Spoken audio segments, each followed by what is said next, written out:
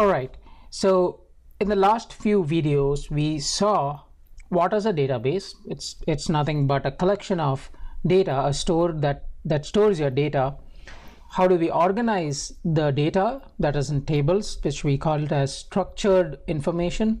And then basically we discussed how to get the data out of your database, that is by supplying simple queries. We went through some simple installation. We installed our database engine and we installed our tool to interact with our database engine, and that's called SQL Server Management Studio. So in this session, what we're going to do is we're going to run through some very simple syntax, right? We're going to see what are the inbuilt things provided in SQL Server Management Studio and how can we achieve them using queries. So let me give you a walkthrough of this tool. So when you open up this tool, you basically connect to a database. Now, if you remember in a couple of slides before, we said that this tool can connect to a database in London, a database in USA, a database in Australia, and so on and so forth. And here what we have done is we have connected to a database that's installed on our same machine. So if you want to basically connect to some other database, all you do is connect to database engine and type in that server name, right? And we won't go into too much detail of that, but we're going to just play around with our local database. So once you connect to the database, you get a couple of options here. You can see what all databases are present.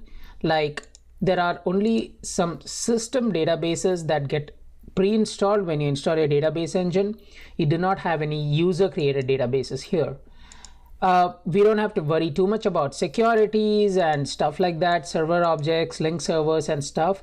So this is basically how, where we'll get started.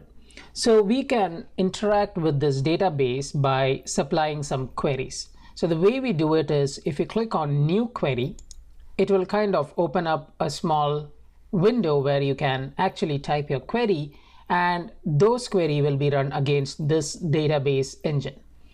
And to verify that the queries that you run are fired for this database engine only, you can see in the bottom right hand corner it lists local/SQL Express. This is an area which it shows that whatever you type in over here will be issued against this particular server. Okay, now let's do one thing. Let's go ahead and create a database. All right, so I am going to create a database now. The syntax for creating a database is create followed by the word database, and then you give a database name. In this case, I'm calling my test database. Generally, multiple statements, when you have a couple of statements and you want certain statements to be committed to the database, you can use the keyword called go. Now, don't pay too much attention right now on what is committing a statement, committing data, and stuff like that. So this is the general syntax. And you see that whatever is the inbuilt keywords is colored in blue. Now, these are the advantages when you use an inbuilt tool. So just imagine when you are writing this query via a command line or a notepad and issuing these statements to a database, you won't get these kind of support. And this is where an integrated development environment or a tool that can interact with your database can really, really help you. So to execute this statement, I can go to the execute prompt, the execute button, or press F5. So as soon as the command executes, you see that it gives you a result saying command completed successfully. Now, if I refresh my databases, I will see that my test database has been created. Now, if we expand this, you will find that there are folders for tables, views, stored procedures, and stuff like that. Everything will be empty now. You won't find any tables and stuff like that because you haven't created any. Now, you don't really have to enter a query every time, and there are certain things that the tool allows you to do through a wizard. And the way you can create a database is right click and say new database, and then you can just say my test db2, and as soon as you click OK, you'll find the database being created. Now, what it basically did is it gave you a wizard, you typed in your name, and under the hood, it generated a query and issued that query against this database. So it's kind of just a helping layer for you to make things easy. All right. So once this is done, I am going to create a table. The way you create a table is you use the word create, that is the keyword, and instead of database, you say table, and you just give any table name. I'm calling it as my test table. And then you give what columns do you need. So let's say I need a roll number column, and the data type should be an integer. A data type is nothing but you say that this column, what value should it have? And we are saying that it should just have integer values. Next, let's say you need a column for storing the first names, and you need to store characters, and the max characters, let's say, is 50. So use varchar of 50. Next, let's say you need to store last name, and again the varchar is 50. So we've just used some simple data types. You remember we talked about in the other slide where we discussed what all things can a database store. We discussed it can store text, it can store integers, it can store photographs in the form of binary, XML, and so on and so forth. This is an example where you see that we are using integer columns and variable character columns. Now, if I run this query, the way you can run this query is you can basically highlight what you want to run and run this query. Now, if I execute this query, it shows command successfully completed successfully. However, if you expand my test DB, you will find that it doesn't have that table. The reason being, this command is being executed to the master database, right? So if you go to master, you will find this table being created here. But that's not what we want. So you need to change the overall context of where this query needs to be executed. There are two ways of doing it. One is you go to this drop down and change it to my test DB, or you just use the word use followed by the name of the database where you want this query to be fired against. So my test DB. By the way, did you see that it gives you two options here? So these are the things again that the advantages of using tools. So I'm going to highlight this entire thing and I'm going to run it. Now there are two things that happen. One, you see this change to my test DB because you're now saying use the context of my test DB.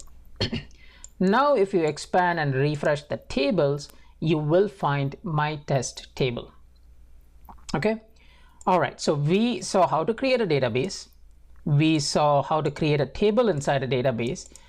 Let's take one step further and retrieve some data out of the database. The way you do it is select, use the word select, and then you give a list of all columns that you want to retrieve the data from. In this case, it's roll number, first name, and last name. And then you say from which table do you need this? I need it from my test table, right?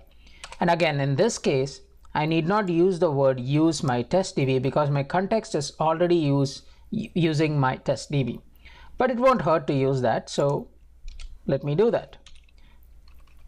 If I run this, I will get blank results. The reason being, we created a table, we created a database and all those things, but we never inputted any data in the table. So let's go ahead and do that. Okay, the general syntax. Okay, before I go to inputting data to a table, I wanted to show you some of the inbuilt GUI based stuff that you can play around with. To create a table, again, if you don't want to write a query, you can right click and say table, and it'll kind of give you a wizard. So you can say this is my column 1, the data type should be integers, or you can choose from a list over here. Let's say column 2 should be something else. And then when you just save this, saving is nothing but just Control S. It'll actually save it as a table.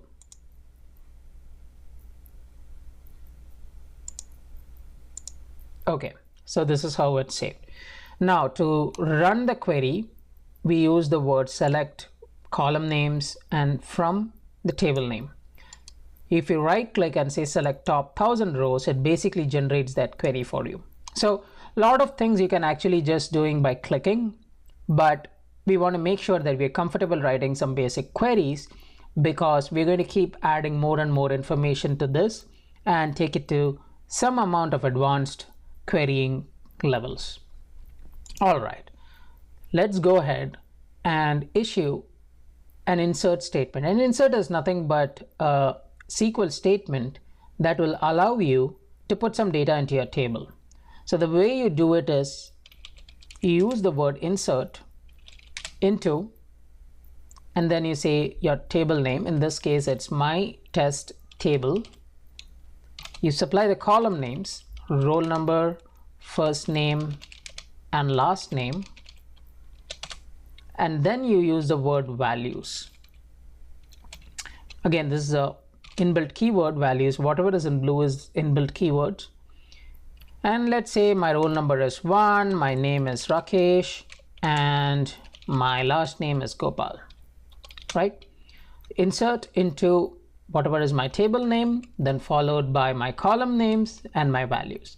Now this should match 1 to 1. In the sense, your roll number should be 1, first name should be Rakesh, last name should be Gopal. So the placement should exactly match.